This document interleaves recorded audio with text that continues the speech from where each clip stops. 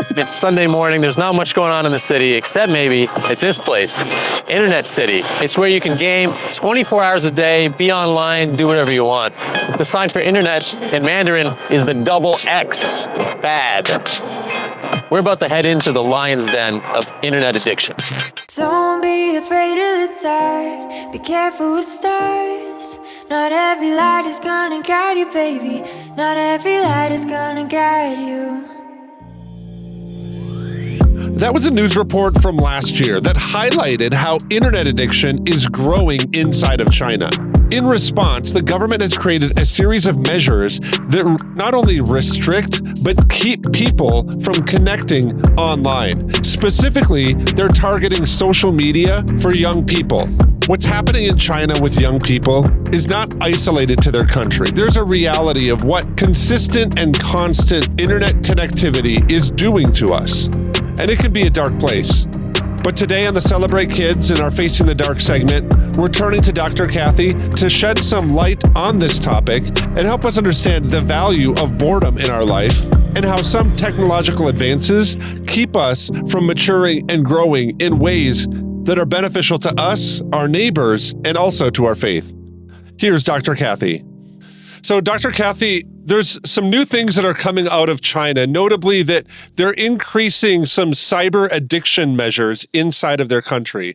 So China announced that they're going to step up management, specifically of short videos, as part of their effort to prevent children from becoming addicted to digital media. This is according to the National Radio and Television Administration. So in 2021, China did something similar where they introduced new rules that limit the amount of time anyone under 18 can spend on video games. They limited it to 3 hours a week.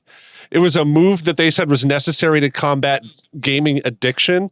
And while no measures were really announced in this policy update, policies introduced by regulators last year included banning minors from tipping live streamers and ordering domestic streaming and social media platforms to conduct regular minor-focused cyber protection assessments.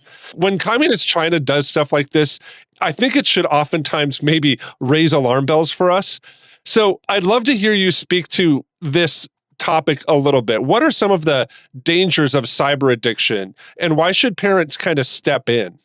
Well, first, can I respond to your statement about we should have alarm bells going off? Yes, ding, ding, ding, ding. I don't want our government to get the idea it's okay for them to mandate these kinds of things on us. I mean, it just, obviously, there's so much we could say that is so wrong, in our opinion, with how the government there leads their people. So it makes me sad. I think they're right to be concerned about what tech addiction does, cyber addiction does. I think some of their limits are, frankly, pretty wise. I just wish that it wasn't coming from the government on high, but instead that parents and caregivers would be trusted. And that's, of course, what I want here for America. What are the dangers of cyber addiction, and how should parents step in? They learn to think a certain way. They become self-centered. It's a character issue, Wayne. It's a character issue. Cyber addiction is a character issue.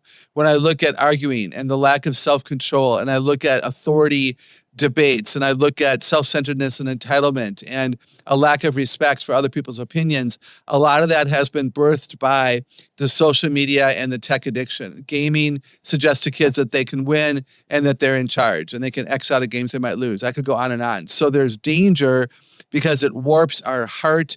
We are exposed to a lot of contradictory ideas.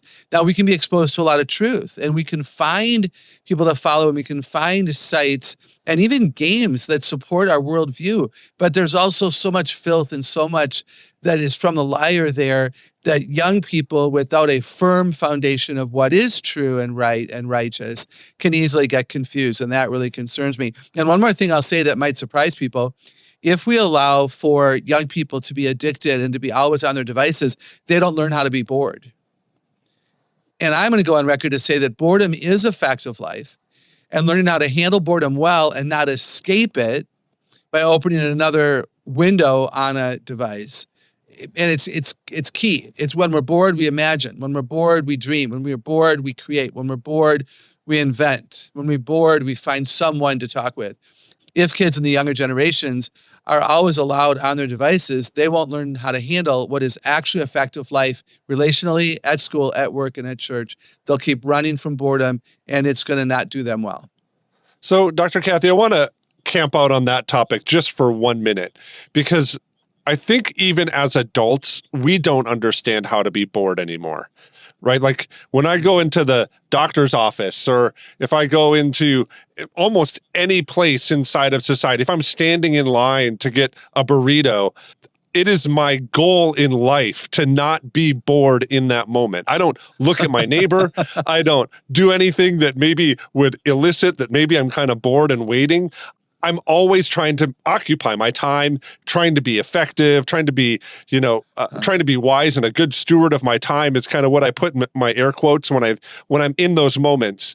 So you talk about how boredom is maybe helpful or good for us. So I'd love to hear you talk about that on two fronts. One, why is boredom good for us? And then two, is there a need now for us to build places for boredom in our life? And should we do that? Boredom is good for us because we could rest. Like I am about productivity, and I don't know if China, put into place what they did because they wanted their people to be super productive. Productivity is ultimately a good thing. We're created on purpose with purpose to use our gifts to God's glory.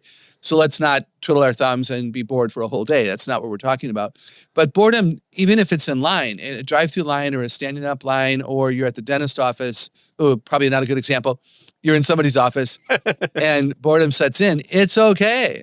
It's okay to rest and to have nothing to do. But how many of us pick up our phone, even at a red light, to make sure we haven't missed anything critically important? So it's okay. What was your other question? How do you build it into your life and the life of the kids that you work with? Is there a place for that, for us to start doing that now? Do we need to build that in? Or is boredom just rest, like you talked about? Boredom isn't just rest. I think a reason to allow boredom to center or to enter in is that we can close our eyes and rest, or just keep them open and rest. I do think that when children say, man, I'm bored, we can say, find something to do. It doesn't help children when they announce they're bored and the parent or the teacher tells them what to do. Go color, go read a book, go talk to Jonathan. What's really important is for kids to discover that they're bored and figure out what they would like to do with that time. Would they like to color or read or pet their dog, or close their eyes and imagine what the next greatest house is going to look like that they hope their daddy buys? So for them to discover what they can do with those times allows them to make choices that are good for them, versus the mom or the dad or the teacher who always says, go do this when you're bored.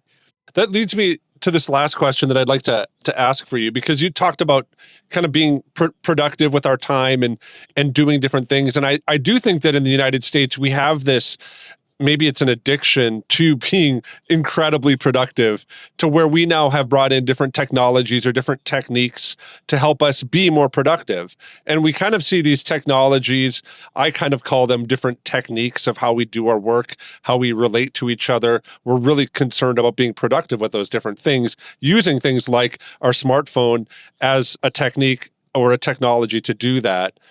But I want to know, we've often kind of said, especially in my circle of friends, that those technologies and those techniques are part of everyday life, and our kids have to learn how to use them. So I'm wanting to kind of beg the question a little bit. Is it really that technology is a part of our everyday life? Do we need to combat that lie?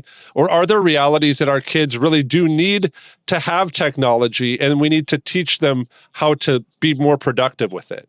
I would say it is a part of our lives. It is here to stay. It is changing rapidly. Even children today in school who might choose to major in computer science or engineering with a computer bent are going to be learning things that don't yet exist. They'll have careers using things, platforms and devices that don't yet exist. It's changing so rapidly. So it is a fact of life. What I also think is a fact of life is the board game and the card game and the kickball out in the front yard, and sit on a park bench and talk to your neighbor while you discover the differences between, tulips and daisies and pansies. And I think it's also appropriate to read a book with pages that turn and you can still smell the smell, that a lot of us like. So it's not, either or, it's both and helping our kids discover beauty and all of that. I think that's important. I learned how to play, double solitaire with my grandfather, and I learned how to win without pride and lose without, arguing and whining And now kids can play all their games alone, and there's nobody guarding their heart and nobody giving them the boundaries. And that's what's so sad. So we can use technology alone, we can use it with others, and we must remember to use the other kinds of things as well. Another thing that I think we can do is teach others how to use it well. It is embarrassing when younger people know more than we do, but I'm not opposed to saying that. They're intuitive with tech. And so when I have a tech issue, guess the guy I pay, he's way younger than me. I'm not a fool. I'm not hiring somebody my age to help me with technology. I'm going to go with somebody who's intuitively, capable and younger and enjoys it and isn't scared to push buttons and pull wires. That kind of stuff just isn't my thing. So what if we also looked for opportunities to, build up and teach and educate and encourage? I have a friend who actually goes to nursing homes and helps the elderly people with their phones so they can stay in communication with family members. And that's a beautiful way that we can realize tech is here to stay, but we can help people use it well. Hope that makes sense. One of the things that I love about Dr. Kathy is how she finds her perspective in the grounding of an understanding of a biblical worldview. It's something that when we look at specifically the Chinese perspective on how they're dealing with technology addiction, they're just missing. But it's an exhortation that Paul gives to the early church in Philippians 4. And this is what Paul writes to the Philippian church. He says, "Rejoice in the Lord always." And I'll say it again, rejoice. Your gentleness should be evident to all because the Lord is near. Do not be anxious about anything, but in every situation by prayer and petition, in thanksgiving, present your requests to God. And then the peace of God that transcends all understanding will be able to guard your hearts and minds in Christ Jesus. And now finally, brothers, whatever is true and whatever is noble, whatever is right and pure, whatever is lovely and admirable, if anything is excellent or praiseworthy, think about such things. Whatever you have learned or received from me or seen in me, put into practice, and the Lord of peace will be with you all. I think that closing to Paul's letter here to the Philippian church is powerful, and it's an encouragement for us that we should be people who seek what is true and pure and noble and right and lovely and admirable.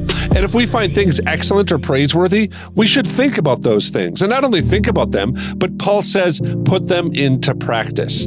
And so we hope that through this podcast, you've been encouraged to do what Paul is encouraging the early church to do, to put those things into practice and to test what is before us. If it is true, noble, right, pure, lovely, admirable, excellent, praiseworthy, our minds should go to those things. And I believe that that's a light that shines bright in the darkest times. So on behalf of Dr. Kathy Cook and the rest of us at the Celebrate Kids team, I want to say thanks for listening, and we'll see you here again tomorrow.